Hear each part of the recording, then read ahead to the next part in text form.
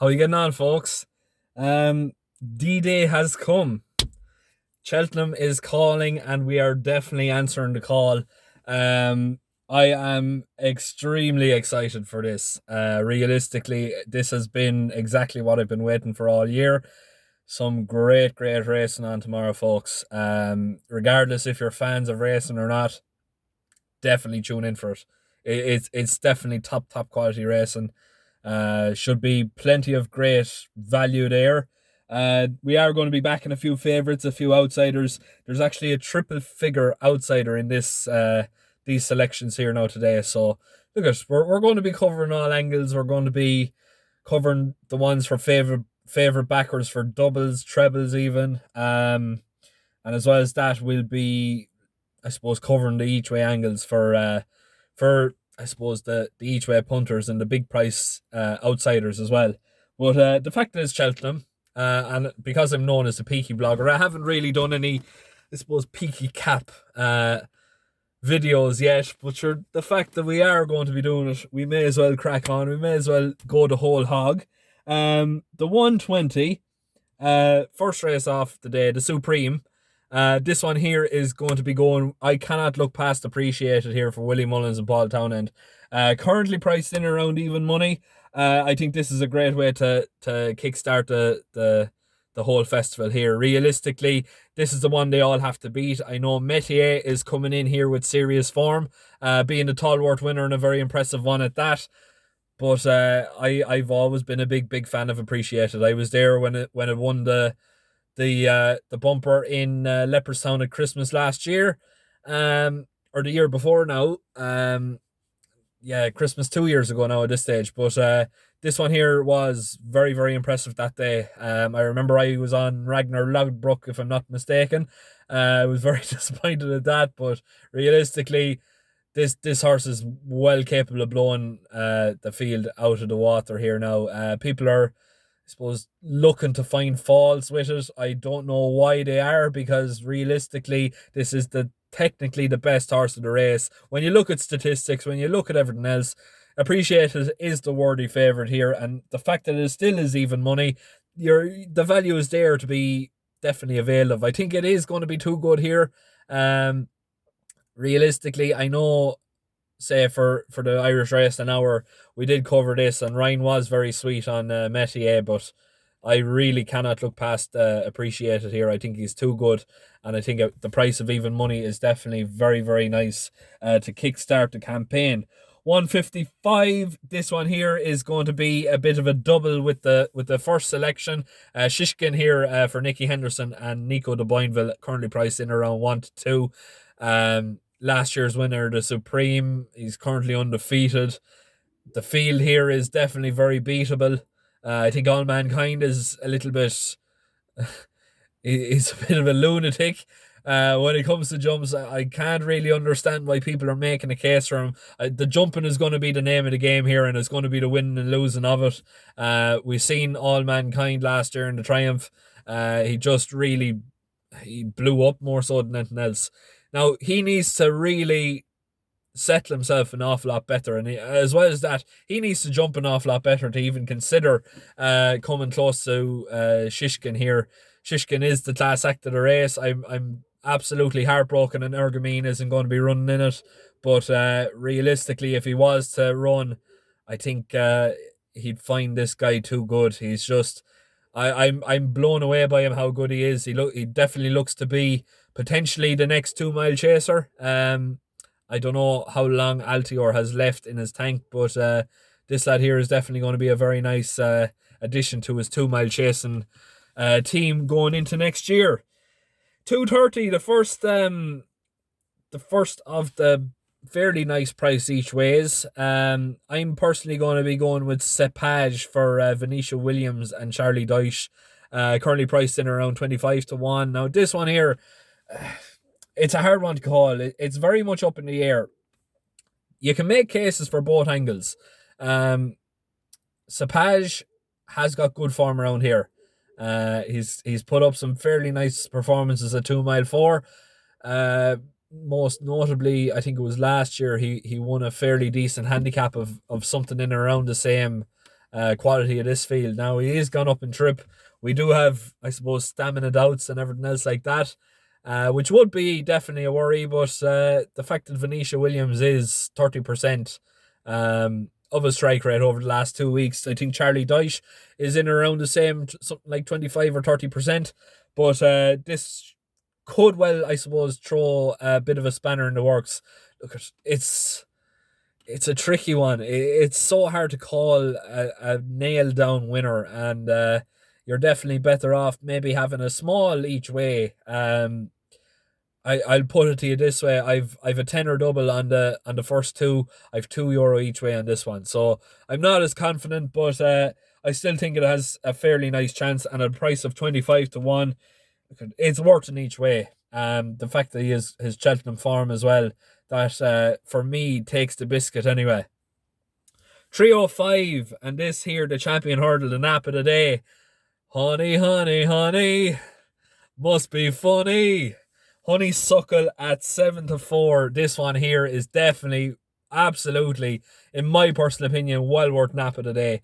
Undefeated mare, she is the top quality mare of the race. I think Epitante has, I suppose, taken a backward step, and she hasn't necessarily been great this year. Now, she did win the race in Newcastle there before Christmas fairly easily, but Silver Streak made light work of her, and I just think at a price of 9 to 4, she's very short. Goshen, I did like at the start of the year. I don't like him now at all. I think people are making too much of a case about the Grade 2 he won there last month. The fact that he hasn't necessarily been performing to a Grade 1 standard, you could argue that. I know the last run was very impressive, but realistically, the quality of that field was nowhere near the same quality he's going to be meeting here today, especially with the two mares. He's going to have to be an awful lot better than he was that particular day. I think it was in Sandown, when he won fairly convincingly, but like he's gonna need to be that and better as well to give £7 to both Honeysuckle and Epitante. The two each ways here, in my opinion, are definitely Silver Streak and Sharjah, both priced in around 16 to 1. I think the two of them are definitely going to be thereabouts in the finish.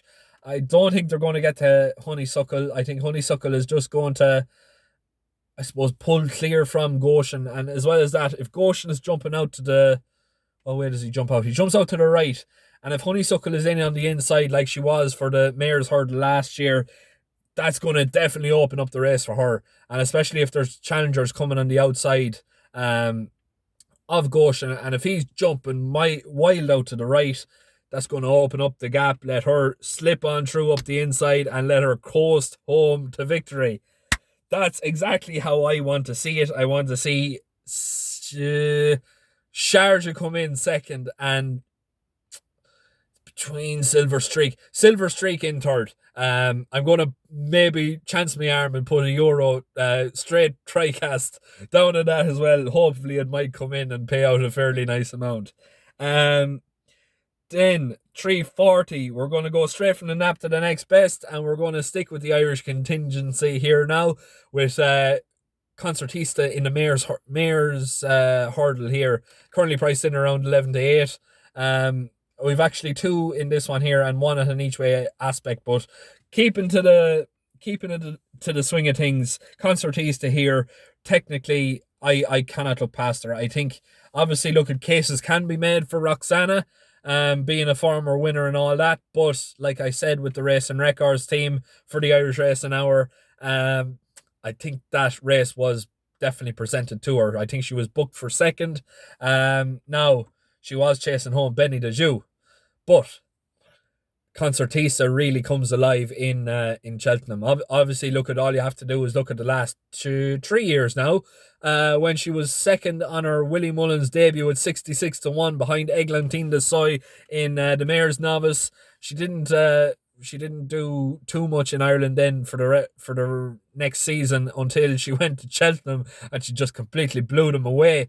Now, that definitely being said, she is definitely a little bit of a short price considering she is coming up against a Mayor's Hurdle, a former Mayor's Hurdle winner. But I think she's too good. I think she should be well ahead of Roxana here, personally speaking, and she should be one of the biggest, I suppose, the biggest distance winners in my opinion, anyway.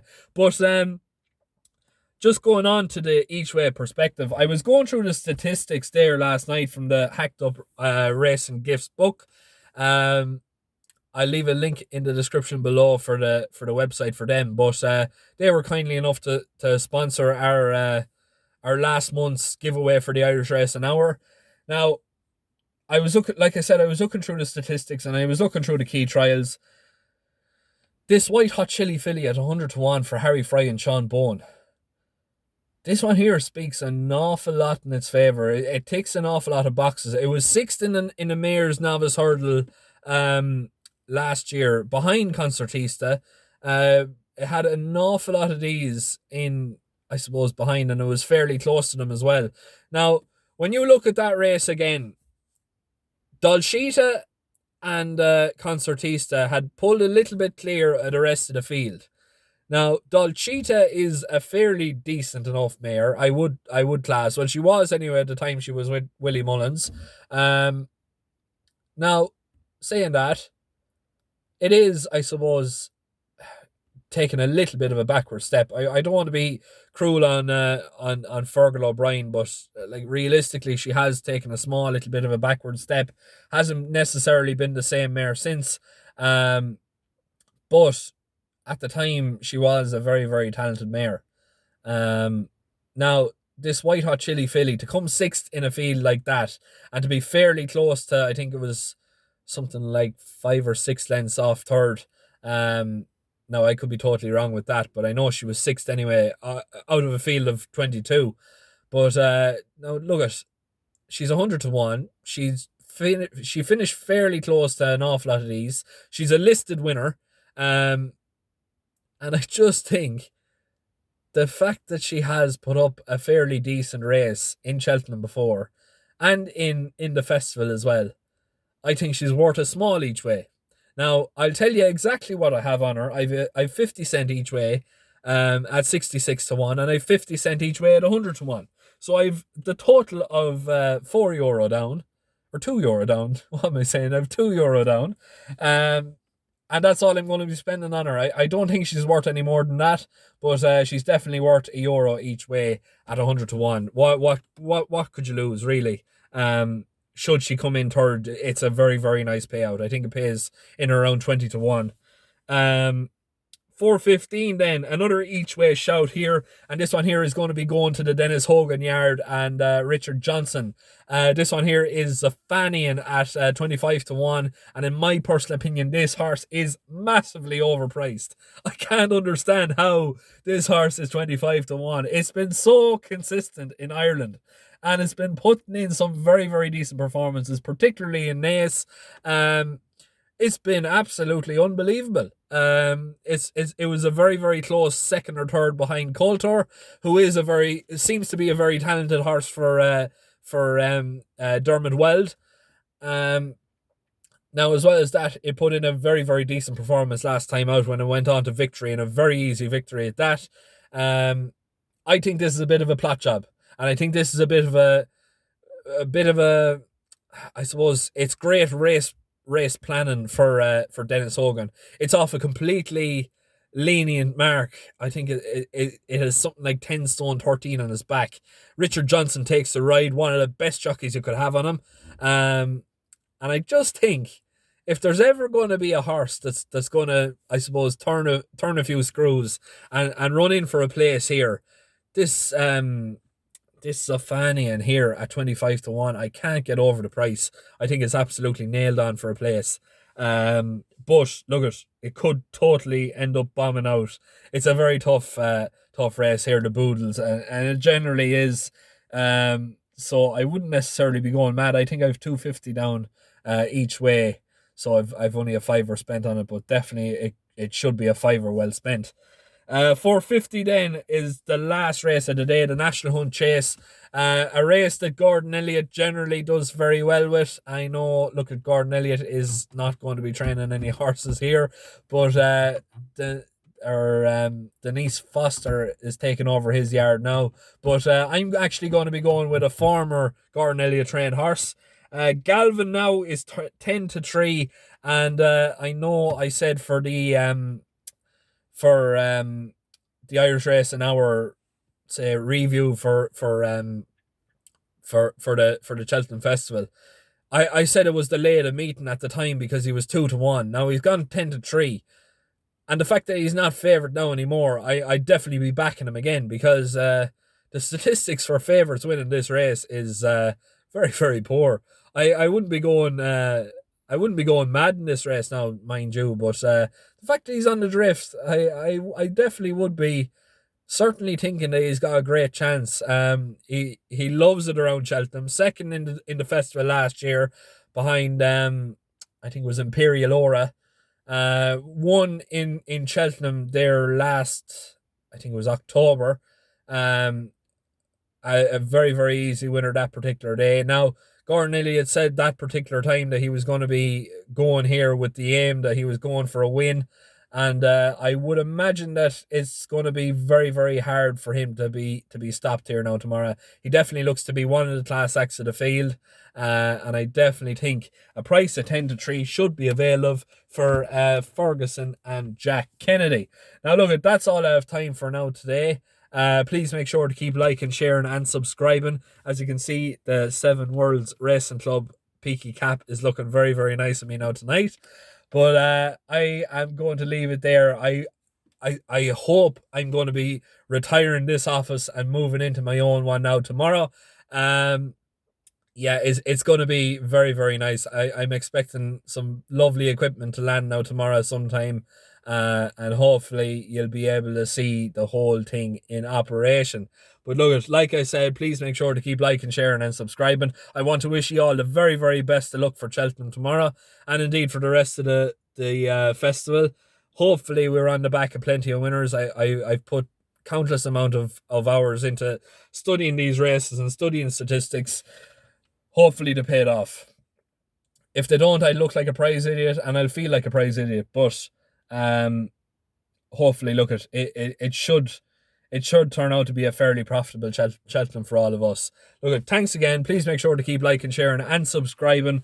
And like I said, very, very best of luck tomorrow.